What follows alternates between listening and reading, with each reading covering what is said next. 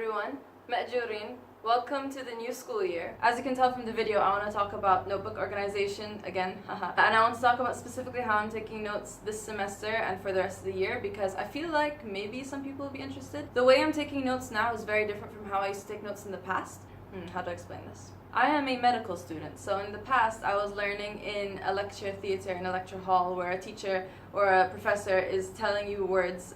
You might have the lecture already uploaded or downloaded and you might have pre-studied or whatever. And it was in a very controlled environment. But now I'm learning more on the wards, I'm learning by a bedside because as you advance through your medical career, you start learning, from real life situations. So right now, I needed to get a small notebook. I needed something that would be easy to carry around and something that can also double up for being both a notebook of knowledge and information and a notebook of the personal history of whoever it is that I'm talking to and asking them questions about their condition and their life and how it affects them and all of that. Without further ado, this is the notebook that I am using right now. It is dotted, obviously. So you can see that it is dotted. I don't know if you could see it. You can see that it's dotted.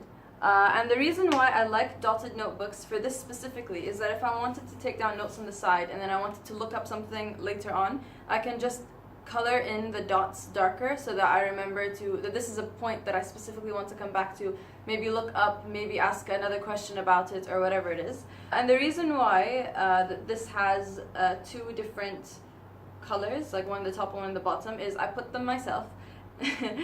These are just masking tape and I decided to keep one here and then one here just so I can differentiate. So I use it this way and I start writing in my notebook from this side if it is knowledge or information that I'm learning from a tutor, from a bedside teaching or something like that. And if I flip the notebook over, I use this side to take histories from people and talk to them about whatever it is that they're going through. So that way I can very quickly, very easily have both subjects in the same small notebook without having to get another notebook or without it being disorganized or without it being disjointed in any way. And I opted to do it this way instead of going halfway through the notebook and then designating this area being formal education and this area being personal histories, because if I did it that way I might have a lot of one of the subjects and maybe not so much of the other.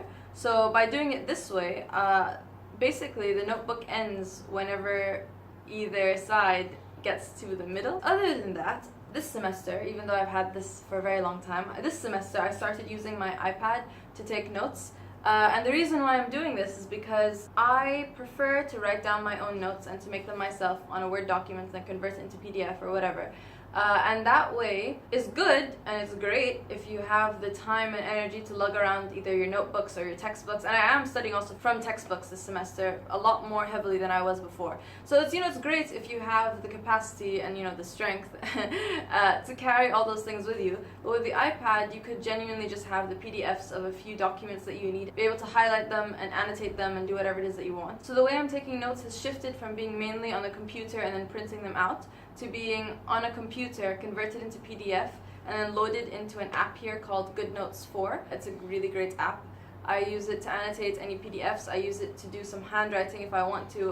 When I'm in a tutorial where it is a more formal setting of education where you can sit down and people are telling you information, I'm writing in an iPad, which feels very pretentious, but it's who I am.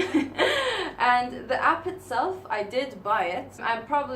Let's be real, I'm probably gonna do an app review of how amazing it is because genuinely it's changed my life so much. Anyway, back to the note-taking strategy itself. What I've been doing is I've been taking the raw text and the raw information from the lectures that are being provided to me, basically putting that onto a Word document so I can play around with them however I like. So I can change the formatting if I want to keep it in a certain way, a certain style, and of course, I have a favorite font and I have a favorite font size, obviously.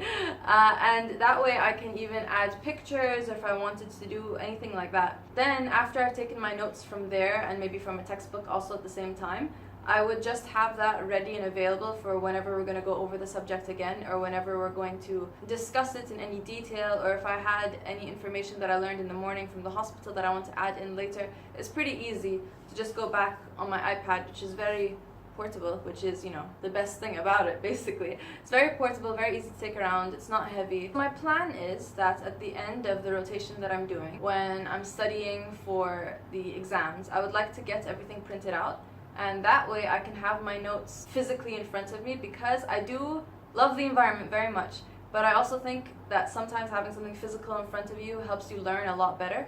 And sometimes if it's just on a screen or an iPad or whatever it is electronically, you won't really retain as much information, at least for myself. When I first started university, it hurted me to have to write things down on actual pieces of paper instead of using my laptop or whatever it was, because I love the environment so much and I care about it so much. But I do realize, and I have recognized, that I learn so much better if I have a physical compilation of my notes in front of me. But using this app and using electronic devices helps me structure my notes so that I'm not going back and forth and adding new things and then they don't make sense and then having to redo them or anything like that.